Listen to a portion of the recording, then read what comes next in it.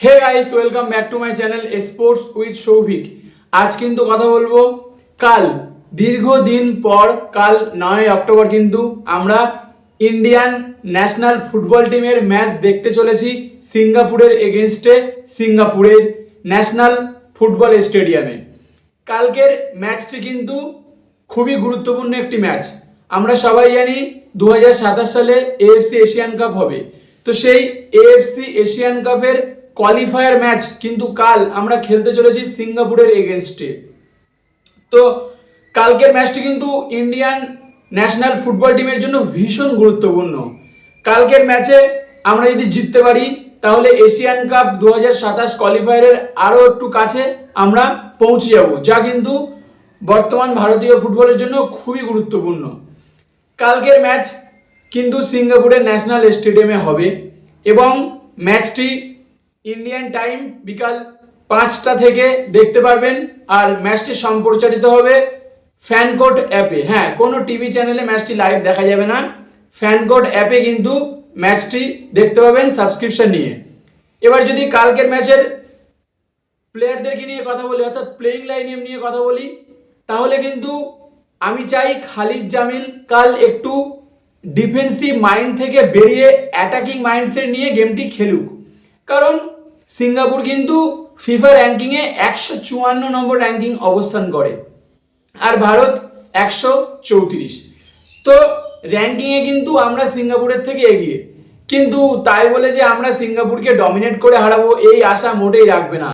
আমরা অতীতে কিন্তু দেখেছি আমাদের থেকে র্যাঙ্কিংয়ে অনেক পিছিয়ে থাকা দলগুলোও কিন্তু আমাদেরকে হারিয়ে দিয়ে চলে গেছে। হ্যাঁ, এটাই আমাদের ইন্ডিয়ান ফুটবল। ইন্ডিয়ান ফুটবলের ফ্যান্স হওয়া কিন্তু অত সোজা নয়। ক্রিকেটে হ্যাঁ আমরা সাফল্য পাই, সেই জন্য ক্রিকেট বেশি দেখে আমাদের ইন্ডিয়ান পিপল, কিন্তু ইন্ডিয়ান ফুটবল যারা ফ্যান্স তারা কিন্তু খুবই দৃঢ় মানসিকতার মানুষজন বলা চলে। কারণ ইন্ডিয়ান ফুটবল টিম ক্রিকেট টিমের মতো অত সাফল্য আনতে পারে না, তার সত্ত্বেও আমরা ইন্ডিয়ান ফুটবল টিমকে সাপোর্ট করি। কারণ আমাদের মনের কোথাও না কোথাও একটা ইচ্ছা আছে যে একদিন ইন্ডিয়া ফিফা ওয়ার্ল্ড কাপ খেলবে। তো দেখা যাক সেই স্বপ্ন আদৌ কি কোনোদিন পূরণ হয় কিনা। তো কাল এএফসি এশিয়ান কাপ কোয়ালিফায়ারের যে ম্যাচটি আছে সেখানে সিঙ্গাপুরের এগেনস্টে খালিদ জামিল প্লেইং 11 যেটি খেলাবে, আমার মতে সেই প্লেইং 11 হওয়া উচিত।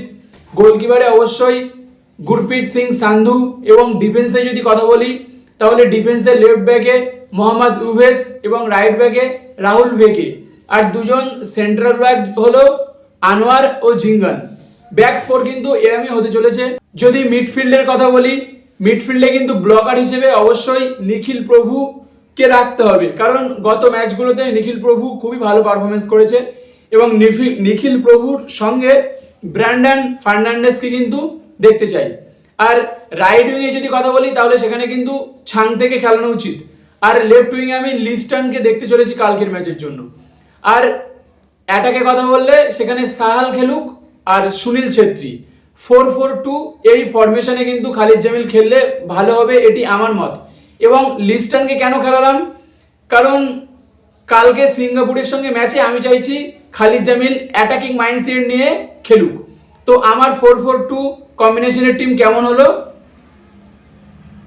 উভেস, রাহুল বেকে, আনোয়ার আলী, জিঙ্গান, নিখিল প্রভু, ব্র্যান্ডন ফার্নান্ডেস, ছাংতে লিস্টন কুলাসো, সাহাল আব্দুল সামাদ, সুনীল ছেত্রী।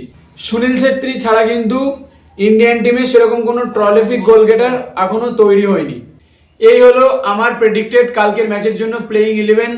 আপনারা কিরকম প্লেইং 11 দেখতে চাইছেন সেটি কিন্তু অবশ্যই কমেন্ট করে বলতে ভুলবেন না। আর আমার চ্যানেলে নতুন হয়ে থাকলে অবশ্যই সাবস্ক্রাইব করবেন আর বেল নোটিফিকেশন আইকনটি ক্লিক করে লাইকও করবেন। এখানেই আজকের ভিডিও শেষ করছি, আর let's hope for the best. আশা করছি কালকের ম্যাচ টিম ইন্ডিয়া সিঙ্গাপুরের সঙ্গে জিতবে। আর ভিডিও শেষে একটি কথা বলছি, যে সমস্ত ফুটবল ফ্যান্সরা ইউরোপের খেলা দেখেন, ইন্ডিয়ান ন্যাশনাল টিমের খেলা দেখেন না, তাদেরকে বলবো অবশ্যই ইন্ডিয়ান ফুটবল টিমের খেলা দেখুন, কারণ তারা কিন্তু আমাদের দেশকে রিপ্রেজেন্ট করছে।